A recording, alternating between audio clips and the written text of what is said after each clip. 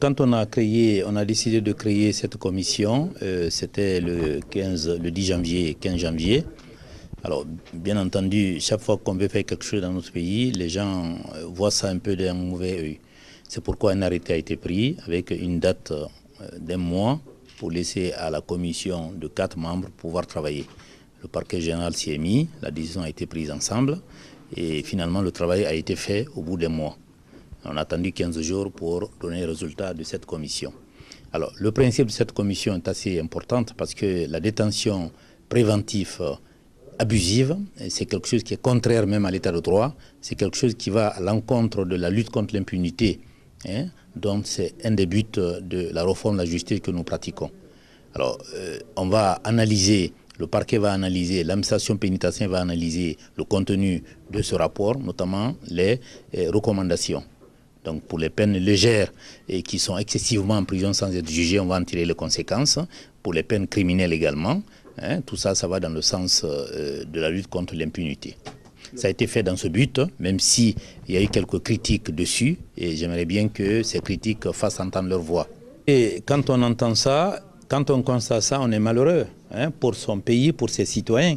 Mais vous parlez de 13 ans, donc 13 ans en arrière, ça veut dire que c'était avant ce régime politique, avant les 2 années de transition, donc c'était sous la Deuxième République. Donc ça veut dire que dans ce pays, on laisse faire les choses, on laisse perdurer les choses. C'est inadmissible que quelqu'un soit resté 10 ans, plus de 10 ans en détention sans être jugé. Il n'y a pas d'explication. Donc là, c'est déjà un raté, effectivement. Donc, compte tenu de ça, on va en tirer les conséquences. Ceux qui sont en prison pour des faits criminels, qui sont en prison depuis 5 ans, voire 10 ans, on va essayer de réunir les moyens pour que, en priorité, ces gens-là soient jugés. C'est aussi simple que... Oui, vous savez, c'est un peu facile de critiquer une procédure judiciaire, pénale, notamment. Alors là, moi, je reste sur le terrain strictement judiciaire. Moi, je constate qu'un citoyen guinéen qui a comme profession journaliste a été assassiné dans l'exercice de ses fonctions. Il faut déjà poser le constat. À partir de là, comment ce monsieur a été assassiné, par qui et quelles sont les motivations. Après, les considérations politiques, ça n'intéresse pas la justice, ça. Actuellement, il y a 22 personnes qui sont sous mandat de dépôt. Parmi les 22, il y a un qui est accusé, je dis bien qui est accusé d'assassinat. Il est présumé innocent. Il appartient à ce monsieur d'organiser sa défense. Donc ça prendra le temps qu'il faut.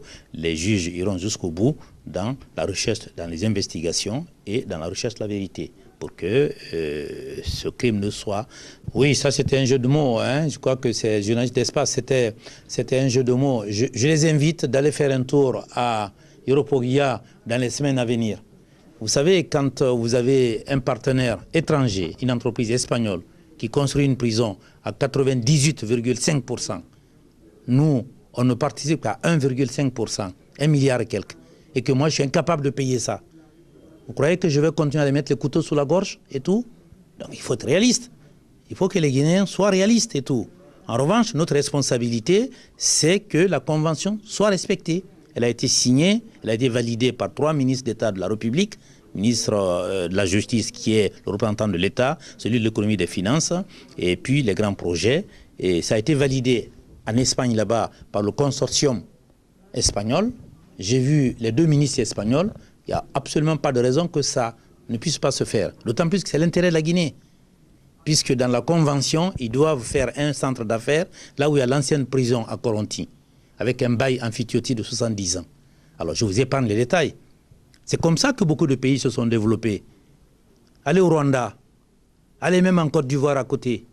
Alors, on veut faire ça en Guinée. Il y a certains qui cherchent à ergoter pour dire que ça traîne, ou peut-être même que cette prison ne se fera jamais. Donc, il faut être patient, il faut faire confiance aux gens qui dirigent la justice de ce pays, et puis vous nous jugerez ensuite à la...